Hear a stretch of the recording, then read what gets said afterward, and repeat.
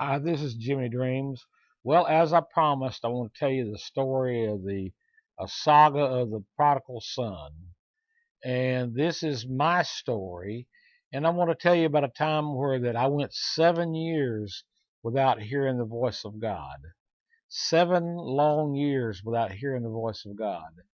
Uh, Over 30 years ago, um, I had I was hearing so many voices, and I didn't know which way to turn.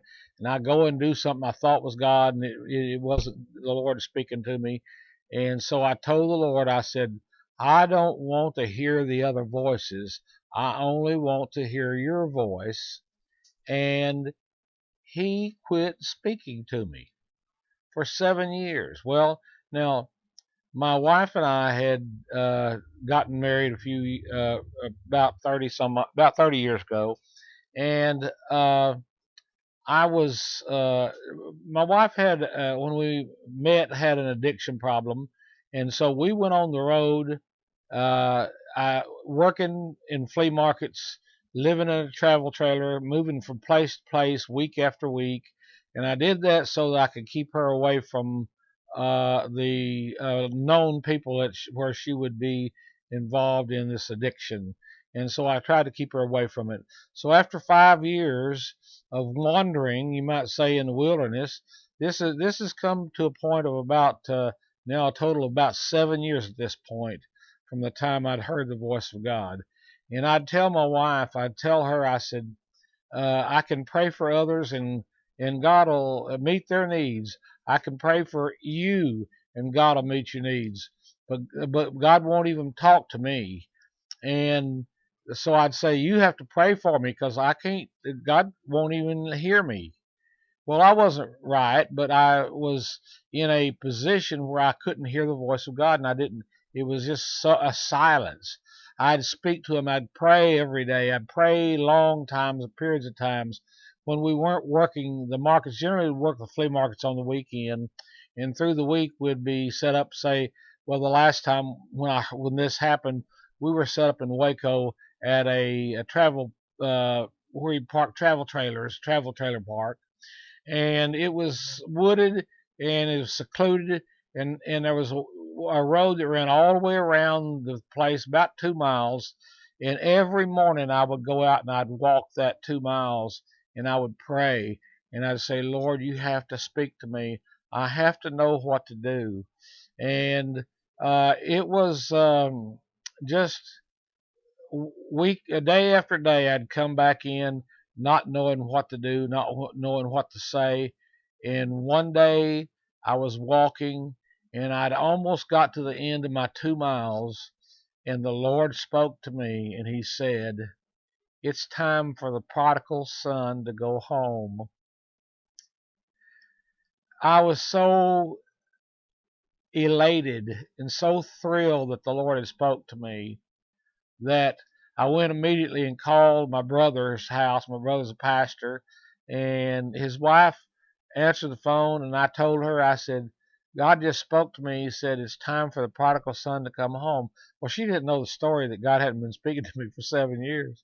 And so I asked the Lord right after that, I said, Lord, why did you not talk to me? Why did you ignore me for 7 years? He said, because I wanted to get rid of all the other voices so that when you heard my voice, you would know it was me. And from that time to this day, when I hear the voice of the Lord, I always know it. I'm not disrupted by all the other voices I was for many years. I know the voice of the Lord, and so when He speaks to me now, I'm able to hear the voice of the Lord. But I had to go through all of that. Well, God brought us out of that. We left the travel trailer business and moved back to my hometown and began to help my brother in his church and everything. And but anyway, the hour and the time that was so desperate to me, then God spoke. I'm telling you right now, if you've gone through a time where you're not hearing from God, it's because He wants you to know His voice and not be disrupted and moved about by other voices. So today I want to tell you, the prodigal son came home. I'm going to tell, in this series, The Prodigal Son, I'm going to tell you all the things that's happened in my life from time to time. It's good things, the bad things I've done.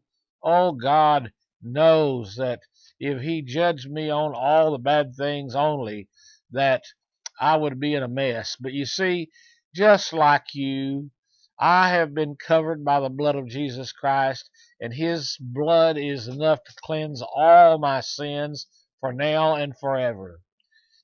Well, what I say to you is don't worry about your past. Everyone has a past. Don't worry about the mistakes that you've made. Everyone makes mistakes. My wife now has been free of addiction for 30 years, and she has been the blessing to me. But you see, we went through a lot of hard times getting to to where that we could uh, say that God had set us free, or set her free and set me free. You see, when God puts something on your heart to do, then you have to do it. And you don't ask the questions, and don't get in the middle of the task and say, well, this is too hard, I'm giving up. So what I tell you today is keep on keeping on. Keep the faith of God. And whenever I hear the voice of the Lord, when I hear the Lord say something I think will help somebody, I'll be here for you. Listen, my channel is on YouTube, Jimmy Dreams. Like it and subscribe to my channel. It doesn't cost you anything to subscribe, but you'll be available to see all my stuff when it first is released.